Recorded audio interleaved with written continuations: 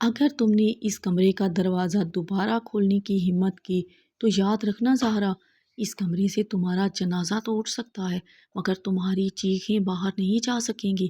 یہ الفاظ کسی دشمن کے نہیں بلکہ زہرا کی ساس بیگم حی کے تھے، جن کی آنکھوں میں اس وقت ممتا نہیں بلکہ ایک ایسی صفاقی تھی جو پتھروں کو بھی پگھلا دے۔ زہرا فرش پر پڑی کانپ رہی تھی۔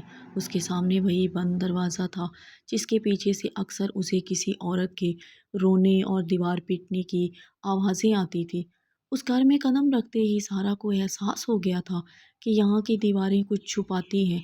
شوہر کی خاموشی، ساس کا لوہے جیسا لہجہ اور وہ پراسرار کمرہ، سب مل کر ایک ایسا شکنجہ بن چکے تھے جس میں زہرا کا دم گھٹ رہا تھا۔ امی جی، میں صرف یہ جاننا چاہتی ہوں کہ اس کمرے میں کون ہے؟ وہاں سے کس کی سسکیاں آتی ہیں؟ زہرا نے ہمت جمع کر کے پوچھا، حالانکہ اس کا پورا وجود لرز رہا تھا۔ بیگم حی نے ایک قدم آگے بڑھایا اور زہرا کے بالوں کو اپنی مٹھی میں جکڑ لیا۔ ان کا چہرہ زہرا کے چہرے کے اتنا قریب تھا کہ ان کی تپتی ہوئی سانسیں زہرا کو جلانے لگیں۔ وہاں تمہاری موت قید ہے، اور اگر تم نے زیادہ کریدنے کی کوشش کی تو میں تمہیں اسی کال کوٹری میں وہ دن دکھاؤں گی جب تم اپنی زندگی کی دعا مانگو گی۔ زہرا کا شوہر فارس برآمدے میں کھڑا یہ سب دیکھ رہا تھا مگر اس کے چہرے پر برف جیسی سردی تھی۔ وہ نہ آگے بڑھا نہ اس نے اپنی ماں کو روکا۔ زہرا نے تڑپ کر اس کی طرف دیکھا مگر فارس نے نظریں پھیر لی۔ اس کی یہ بے حسی زہرا کے دل میں خنجر کی طرح اتری۔ اگلے دن جب بیگم حی کسی ضروری کام سے شہر گئی، زہرا نے اپنی زندگی کا سب سے بڑا فیصلہ کیا۔ اس نے باورچی خانے میں ایک بھاری کلاڑی اٹھائی اور اس بند دروازے کی طرف بڑھی۔ ہر قدم پر اسے محسوس ہو رہا تھا جیسے کوئی نادیدہ ہاتھ اسے روک رہا ہو، مگر تجسس اور خوف نے اسے پاگل کر دیا تھا۔ جیسے ہی اس نے کلاڑی کا پہلا وار اس بوسیدہ لکڑی کے دروازے پر کیا، پوری حویلی میں ایک ہولناک گونج پیدا ہو گئی۔ دوسرا وار، تیسرا وار، اور پھر دروازہ چرچراہٹ کے ساتھ کھل گیا۔ اندر کا منظر دیکھ کر زہرا کے ہاتھ سے کلاڑی گر گئی۔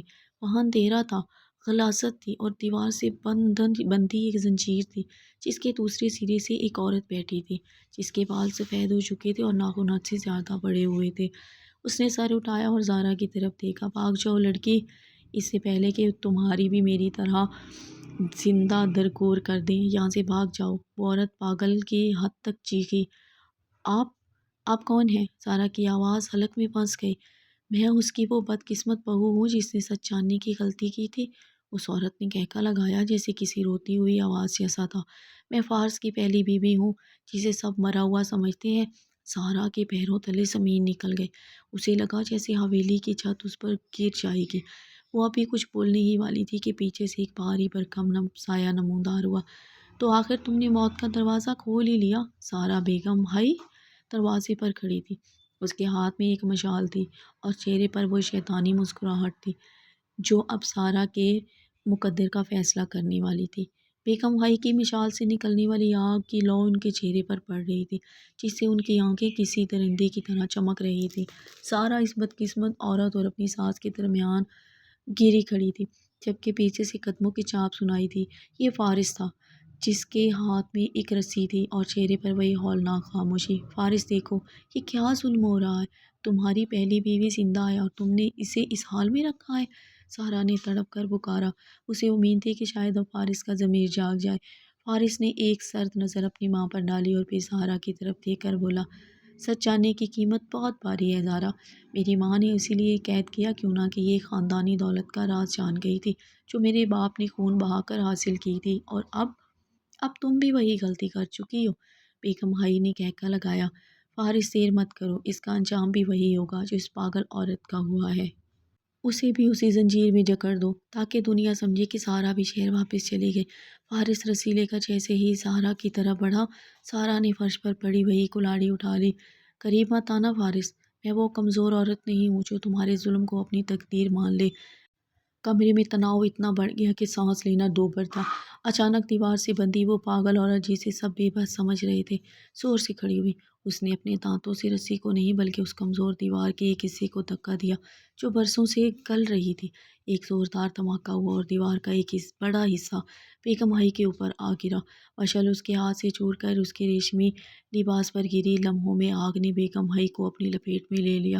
ان کی چیخوں نے حویلی کے سکوت کو چاک کر دیا۔ فارس اپنی ماں کو بچانے کے لیے لپکا، مگر آگ کی شدت اتنی تیز تھی کہ وہ پیچھے ہٹنے پر مجبور ہو گیا۔ اتنی افراتفری میں زہرا نے ایک عورت کی زنجیر کا تالا اسی کلہاڑی کے ایک بھرپور وار سے توڑ دیا۔ چلیں یہاں سے، اب کوئی ہمیں نہیں روکے گا۔ سارا اس عورت کو لے کر باہر کی طرف بھاگی۔ پیچھے حویلی کے اس حصے میں آگ لگ چکی تھی جہاں بیگم حی اپنے غرور اور ظلم کے ساتھ راکھ ہو رہی تھی۔ فارس اپنی ماں کو بچانے کی کوشش میں ملبے تلے دب گیا۔ یہ اس کی ایک خاموشی کی سزا تھی جو اس نے برسوں اپنے ضمیر پر طاری رکھی تھی۔ باہر برآمدے میں پہنچ کر زہرا نے پیچھے مڑ کر دیکھا۔ وہ عالیشان حویلی جو کبھی خوف کی علامت تھی اب شعلوں کی نظر ہو رہی تھی۔ وہ عورت جس کا نام مریم تھا، اس نے کھلی فضا میں ایک گہرا سانس لیا اور زہرا کا ہاتھ تھام کر بولی، تم نے مجھے صرف آزاد نہیں کیا، تم نے اس خاندان کی نسلوں پر چھپی نحوست کو جلا کر راکھ کر دیا ہے۔ صبح کا سورج طلوع ہو رہا تھا جب زہرا اور مریم اس چلتی ہوئی دہلیز کو ہمیشہ کے لیے پیچھے چھوڑ کر ایک نئی زندگی کی طرف بڑھ گئی تھی۔